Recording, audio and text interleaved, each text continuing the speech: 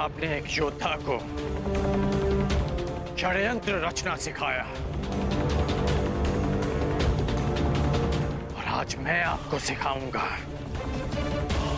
कि एक सच्चा योद्धा युद्ध कैसे करता है।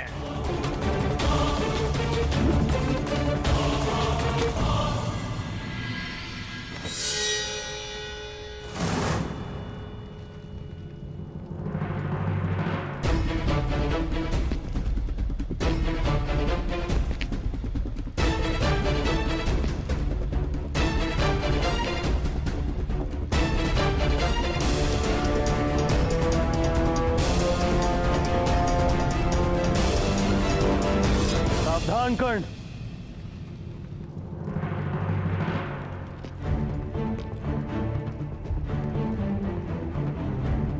अपनी सीमा में रहो। मत भूलो कि तुम्हें राजा किसने बनाया है। ये मत भूलो कि तुम किससे बात कर रहे हो।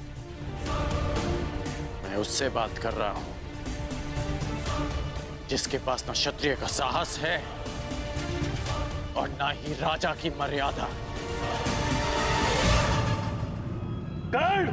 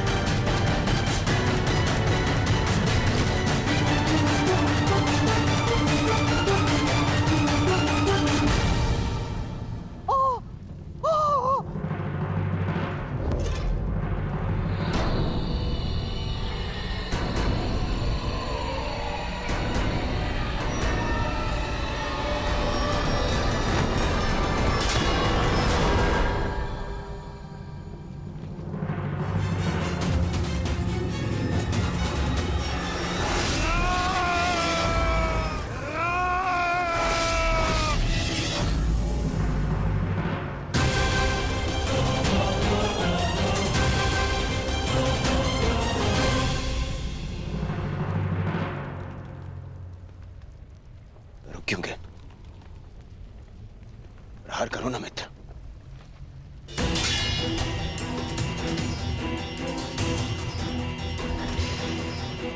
मैंने वचन लिया था कि मैं सदा तुम्हारा साथ दूंगा, परंतु कुचक्र में नहीं, षड्यंत्र में नहीं।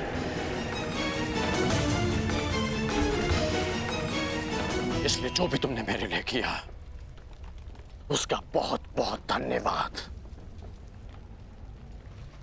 परंतु आज मैं अंगराज का पद त्यागता हूं, त्यागता हूं, त्यागता हूं, त्यागता हूं, त्यागता हूं। और तुम्हें भी।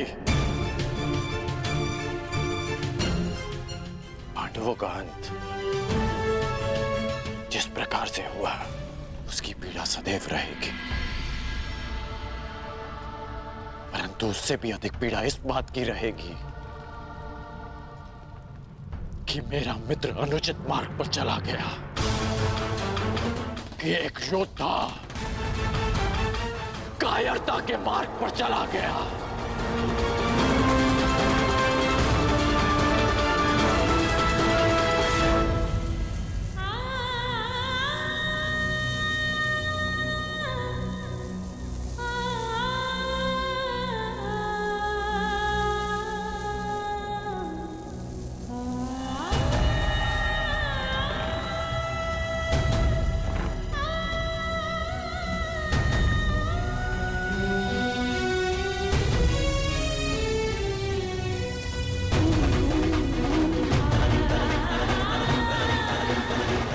जिस अर्जुन से विवाह के लिए मैंने एक पुत्री की कामना की थी, जब वो अर्जुन ही नहीं रहा तो मुझे इस पुत्री की कोई आवश्यकता नहीं।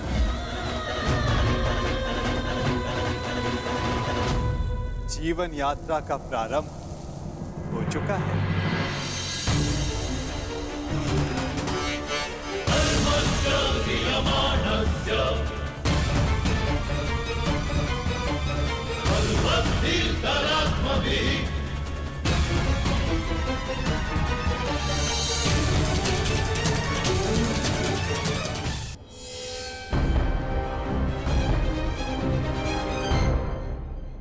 जीवन यात्रा का प्रारंभ हो चुका है। यात्री चलेगा तो कहीं ना कहीं अवश्य पहुंच जाएगा।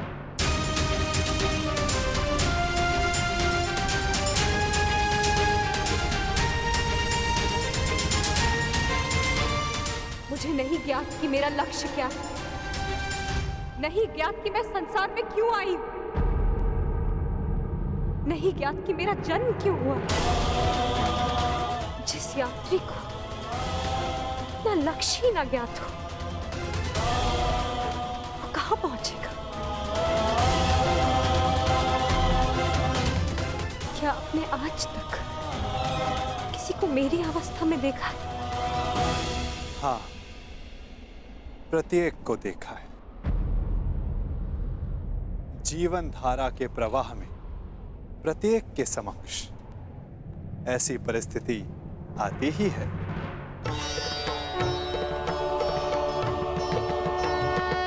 मैं तो ये भी नहीं जानती कि जो इस समय मुझसे बात कर रहा है वो कौन है। मनुष्य का परिचय उसके कर्म होते हैं या किसी नहीं। नाम तो उसके स्थान, उसके वंश, उसके रूप के अनुसार रख दिए जाते हैं। परंतु तुम्हारी उत्सुकता को शांत करना भी आवश्यक है। तुम द्रुपद की द्रौपदी हो तो मैं वसुदेव का वासुदेव हूं। यदि श्यामल होने के कारण तुम कृष्णा हो तो मैं कृष्ण हूं। परंतु यदि इस समय कुछ सबसे अधिक महत्वपूर्ण है तो ये कि तुम चिंतित हो और मैं तुम्हारा शुभ चिंतक हूं। आपसे वार्तालाप करने का मेरे पास कोई कारण तो नहीं है, परंतु आपसे बात करके अच्छा लगता है। आपसे वार्तालाप करके मन को एक विचित्र शांति तो मिलती है, परंतु मन में आए प्रश्नों का उत्तर नहीं। और क्या प्रश्न है जिनका तुम्हें उत्तर चाहिए कृष्णा? एक ही तो प्रश्न है, मेरे जन्म का उद्देश्य क्या है, मेरे जीवन का लक्ष्य क्या है? प्रणाम द्वारकाधीश। महाराज द्रुपद और कुमार दृष्टद्युम्न आपके निवेदन पर अग्निकुंड के स्थल पर आपकी प्रतीक्षा कर रहे हैं। उन्हें कहो मैं आ रहा हूं। मेरे प्रश्न का उत्तर दिए बिना जा रहे हैं वासुदेव। इस समय किसी और की शंका का निवारण करना अधिक आवश्यक है पांचाली।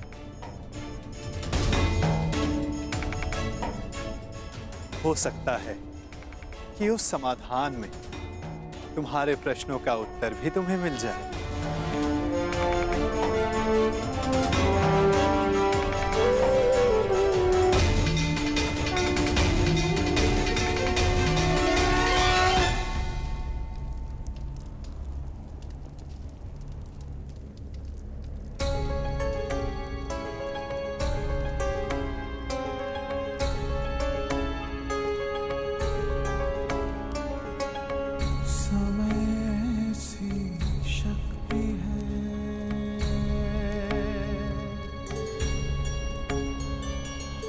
सभी समय से हारे, राजा हो या रंग सभी बनते रहे बेचारे। समय बड़ा महान है इस जग में, समय बड़ा महान, समय बड़ा महान है इस जग में, समय बड़ा महान।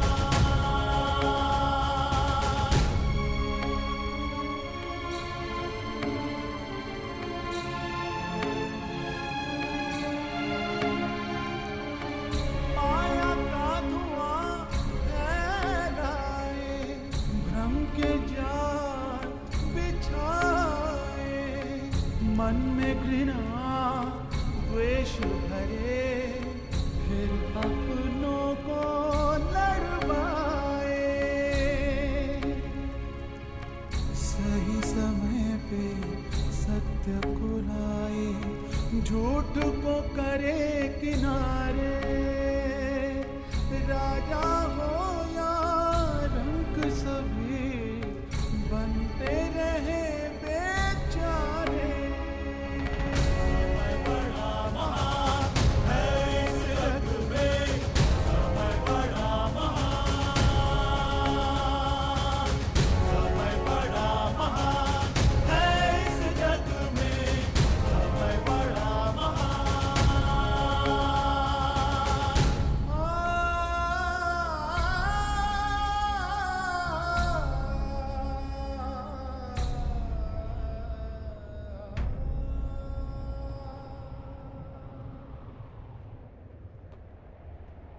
मैं अपने प्रतिशोध के लिए प्रयाण कर रहा हूं। ऐसे में आपने हमें यहां क्यों बुलवाया? एक परीक्षण के लिए, एक प्रयोग के लिए।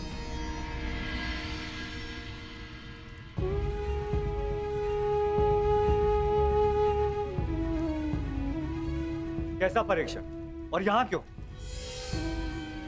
क्योंकि ये तुम्हारा जन्मस्थल है दृश्यदुम। इस स्थल को यज्ञ अग्नि ने पवित्र किया है। ऐसे स्थान मनुष्य के पंच दोष सामने ले आते हैं।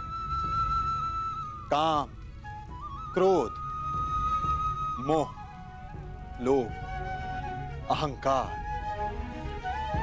इन पंच दोषों की ऊर्जा ऐसे स्थान पर धूम्र में परिवर्तित हो जाती है, और ये धूम्र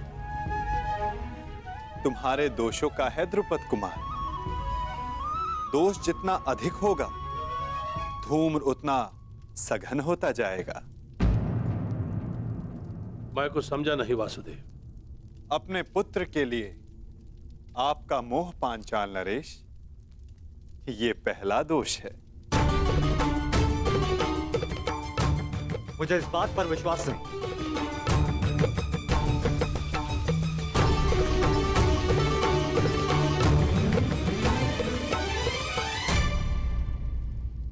धूम्र बढ़ गया ना, चूंकि दूसरा दोष समक्ष आ गया, मद। इन सब बातों का मंतव्य क्या है वासुदेव? क्या आप हमें हस्तिनापुर पर आक्रमण करने से रोकना चाहते हैं? नहीं, इसके विपरीत मैं तो इस आक्रमण में आपका साथ देना चाहता हूं पांचाल नरेश।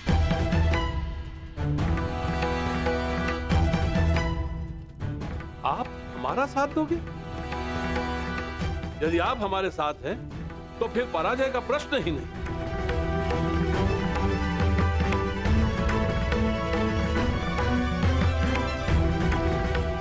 लोभ, तीसरा दोष।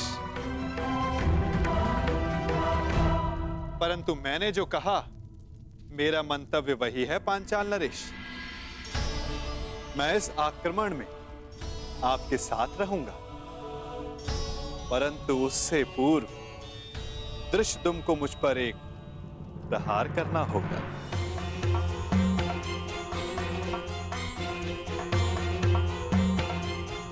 क्या? हाँ, मात्र एक प्रहार। मुझे यह जांचना है कि इस युद्ध में जिसका सहभागी बनने जा रहा हूं, क्या वो मेरे साथ का पात्र है भी या नहीं? परखना चाहता हूं कि ये महायोद्धा द्रोणाचार्य का वध करने में सक्षम है भी या नहीं।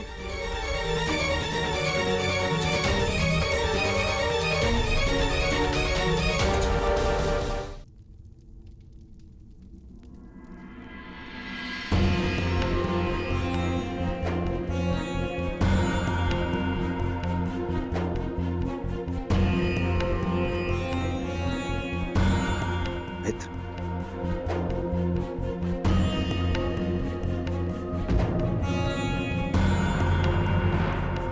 माता कुंती के अंतिम संस्कार में मुझे सम्मिलित होने दिया, उसके लिए धन्यवाद। धन्यवाद कैसा कर्ण? मैं जानता हूं माता कुंती के साथ में तुम्हारा विशेष स्नेह था। और एक बात, तुम मेरे लिए मेरे भ्राता से कम नहीं हो मित्र। कल मेरे जीवन का सबसे बड़ा स्वप्न पूर्ण होने जा रहा है। कल मेरा युवराज अभिषेक है मित्र, और यही तो तुम्हारा भी स्वप्न था ना।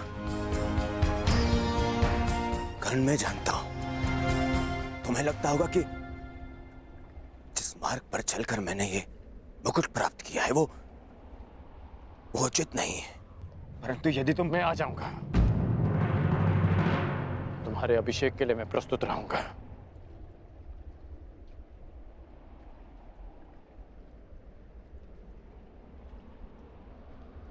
तुम्हें मित्र माना है और कल राजसभा में उपस्थित रहकर मैं अपने मित्र होने का कर्तव्य अवश्य निभाऊंगा।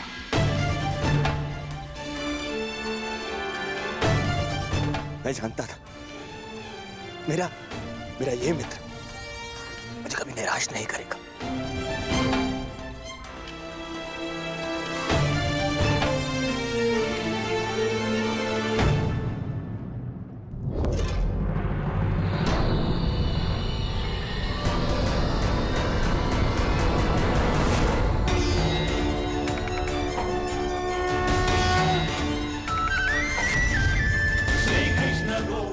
अहंकार एक और दोष।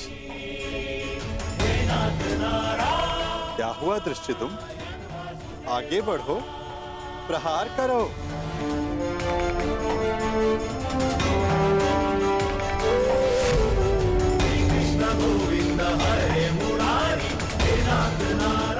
क्रोध अंतिम दोष।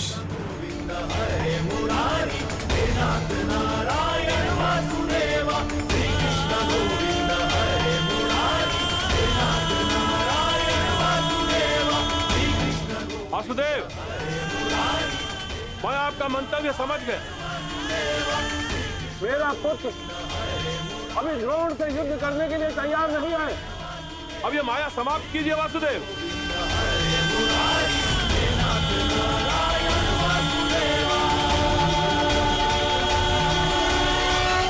माया का बाण छूट चुका है पांचाल नरेश। जब तक सारे लक्ष्य भेद नहीं देता रुक कैसे सकता है? अब कौन सा लक्ष्य शेष है?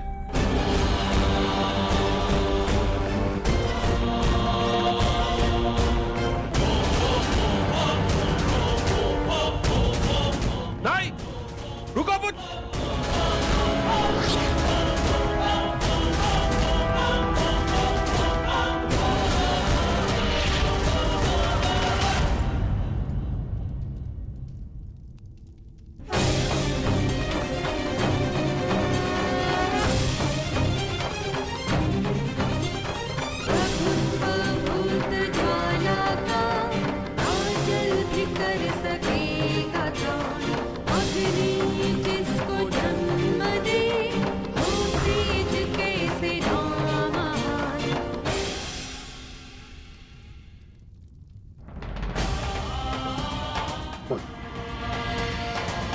तुमने मेरे प्राणों की रक्षा की।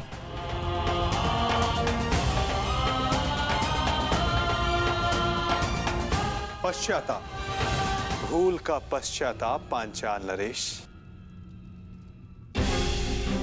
प्रत्येक दोष का निवारण पश्चाताप है।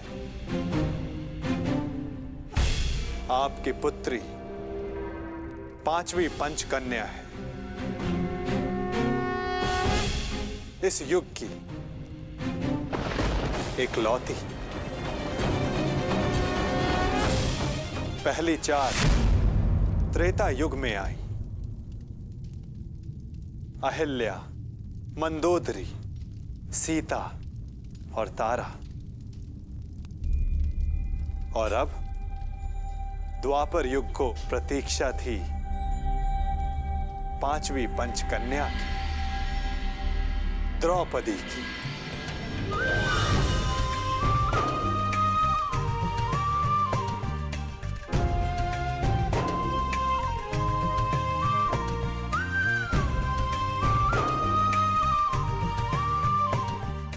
अब तुम्हारे प्रश्नों का उत्तर देने का समय आ गया है पांचाली। मनुष्य के जीवन का लक्ष्य और प्रयोजन भिन्न होते हैं। अर्जुन से विवाह तुम्हारे पिता का प्रयोजन था। तुम्हारे जीवन का लक्ष्य बहुत ऊंचा, बहुत आगे है द्रौपदी। एक बार मेरी दृष्टि से अपने आप को देखो, अपने लक्ष्य को देखो। आपकी दृष्टि में मेरे जीवन का लक्ष्य क्या है